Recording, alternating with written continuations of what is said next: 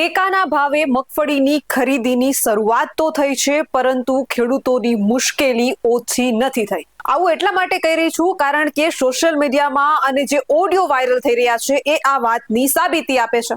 પરિપત્ર બહાર પાડવામાં આવ્યો છે કે ટેકાના ભાવે ખેડૂતોની મગફળી ખરીદી લેવામાં આવે, પરંતુ એ પરિપત્રમાં ક્યાંય પણ એવું કહેવામાં નથી આવ્યું કે BT32 કે GJ20 કે 22 નંબરની મગફળી હોય તો ન ખરીદવાની, કે ઝીણી કે જાડી મગફળી હોય તો ન ખરીદવાની, અથવા આ મગફળી ખરીદવાની।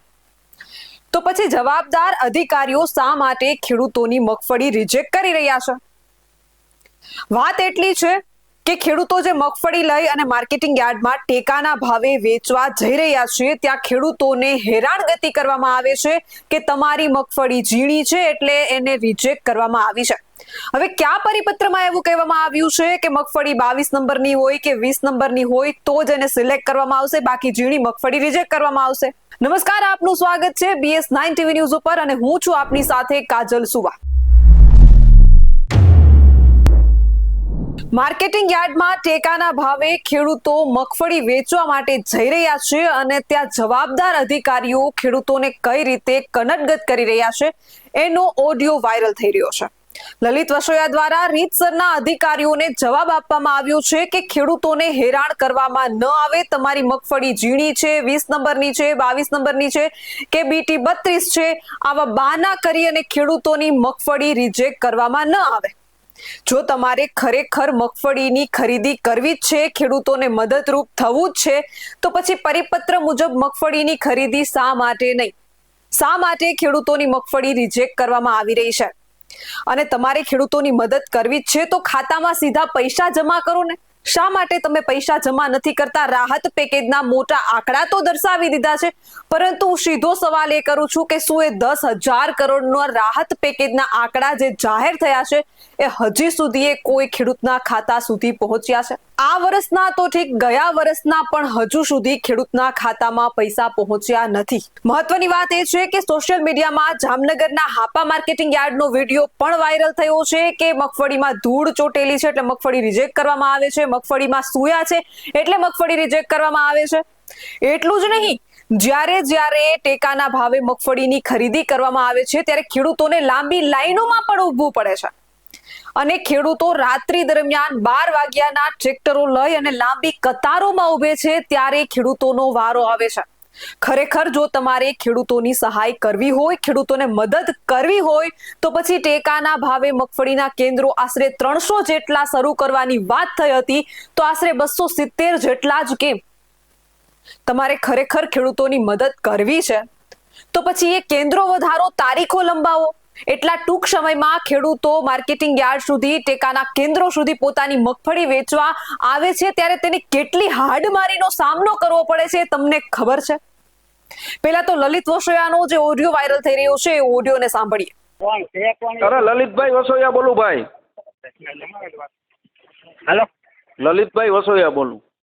હા લલિતભાઈ, એમ નહીં, તમે કીધું એટલે બીજી માંડવી લઈએ ધોરી। હવે તમે એને બે એમાં વકલ એક આયરે નથી જોખવી। મારી વાત સાંભળો તમે, બે વકલ તમારે એક આયરે નથી જોખવી। ખેડૂતને આપણે જેટલી મગફળી લઈ આવવાની છે એટલી મગફળી તમારે લેવાની છે। એમાં G2 હોય કે G5 હોય, G35 હોય, એ આપણે ક્યાં જોવાનું છે? સાંભળો મારી વાત, આમાં જે રિપોર્ટ છે ને સાહેબ, હા, એમાં જાડી કે ઝીણી એક જ વકલ હાલે છે।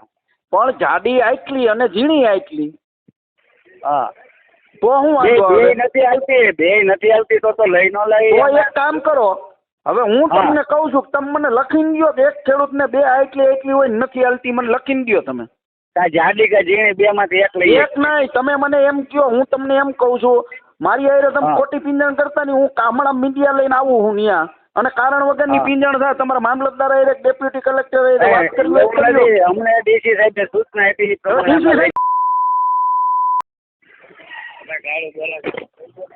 હાલો હેલો, જો તો વાત તો કરો। હેલો, કોણ? હા બોલો ને। કોણ? વાઢેરભાઈ બોલે? હા બોલો।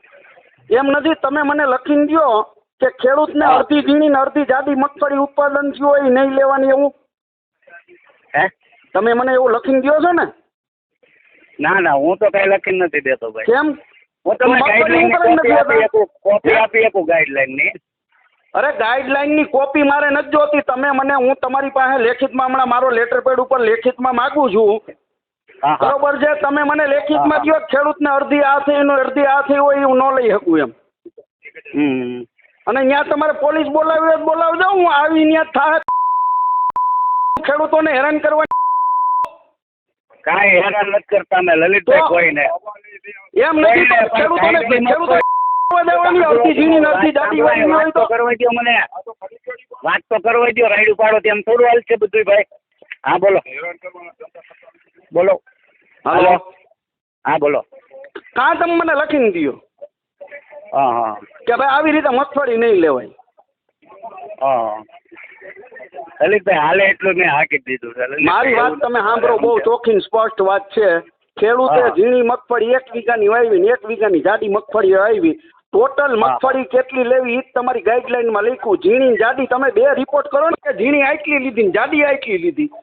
એમાં રિપોર્ટ છે ને એમાં પૂછે છે એટલે ગમે પણ રિપોર્ટ તમે રિપોર્ટમાં જ પૂછે ને આટલી ઝીણી ને આટલી જાડી. કાં તમે મને કયો ક્યાં નથી હાલતી એમ? તમારે જેની હારે ચર્ચા કરીએ કરી લ્યો. જોઈ લો આમાં થાય એમ છે કે નહીં એ પ્રમાણે તમે જોઈ લો. એ ભાઈને ફોન દો. હા હલો હલો.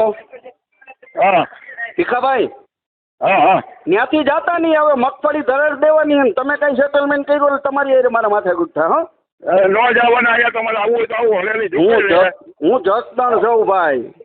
અત્યારે હવેલી મગફળી ઝૂકે છે ને આપણી ઝૂકતા નથી. એના આપણે જોખમી પડે. હવે તમે દીકરાની ચિંતા કરો.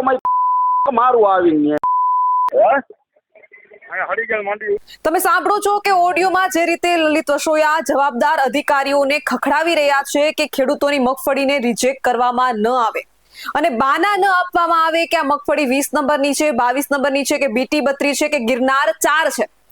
તમારી ફરજ છે કે ખેડૂતોની મગફળી ખરીદી લેવામાં આવે. માત્ર શરત એટલી છે કે મગફળી હોવી જોઈએ. તો પછી આ બાનાબાજી શેની? શા માટે ખેડૂતોને એટલા હેરાન કરવામાં આવી રહ્યા છે? રાહત સહાય પેકેજના ફોર્મના બાને પણ ખેડૂતો પાસેથી પૈસા ઉઘરાવવામાં આવી રહ્યા છે. તમારે ખરેખર સહાય કરવી છે તો પછી હેરાન ગતિ શા માટે? આવા જ વધુ અહેવાલ સાથે મળતા રહીશું. તમે અમારી YouTube ચેનલને સબસ્ક્રાઇબ કરવાનું અને અમને Facebook અને Instagram પર ફોલો કરવાનું ચૂકશો નહીં. બાકી અવનવી અપડેટ મેળવવા માટે આપ જોતા રહો BS9 TV ન્યૂઝ. જય જવાન, જય કિસાન.